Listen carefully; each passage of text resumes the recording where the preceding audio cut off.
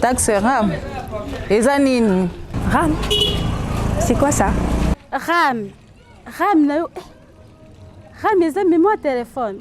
Cette perception du registre des appareils mobiles RAM dans le chef de la population démontre à suffisance que le ministère des Pétantiques a du pain sur la planche.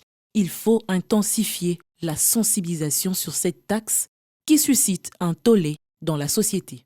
Pourtant, les assignations de cette taxe semblent avoir été définies clairement. Le RAM va entre autres permettre d'identifier le nombre exact des téléphones connectés auprès de chaque opérateur télécom, la lutte contre la contrefaçon et la lutte contre le vol via le blocage des appareils volés. Le ministère des Pétantiques veut permettre aux Congolais de contribuer à travers la collecte de cette taxe à la modernisation des services des technologies de l'information et de la communication de la République démocratique du Congo. Et pour ça, il faudra débourser 1,17 $ sur sa recharge d'unité une fois pour 6 mois pour les appareils 3G, 4G et 0,17 $ pour les appareils 2G.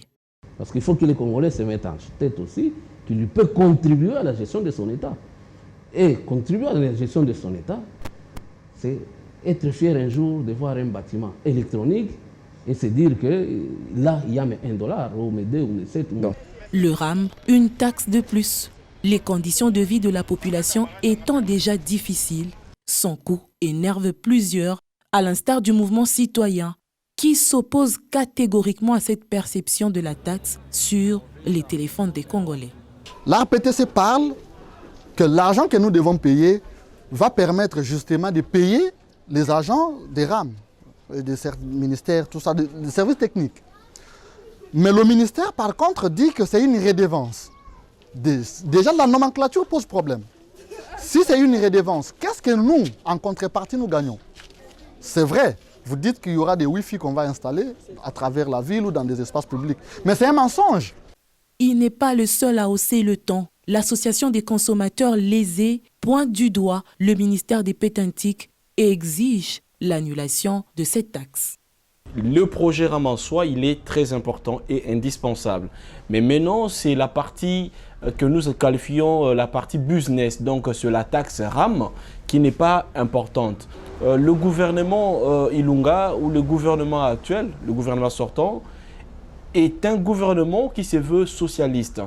Il travaille pour un chef de l'État dont la vision est axée sur le peuple d'abord. Alors, nous ne voyons rien de social dans un projet ou dans une taxe qui essentiellement vise à retrancher les unités ou à soutirer de l'argent aux paisibles consommateurs congolais. Nous avons qualifié cela une escroquerie. La population qui n'y comprend presque rien, les associations qui s'y opposent, alors que l'État congolais tient à tout prix au RAM, puisque c'est un gain au trésor public. Pourtant, sur le terrain, la matérialisation de ce projet continue à faire débat.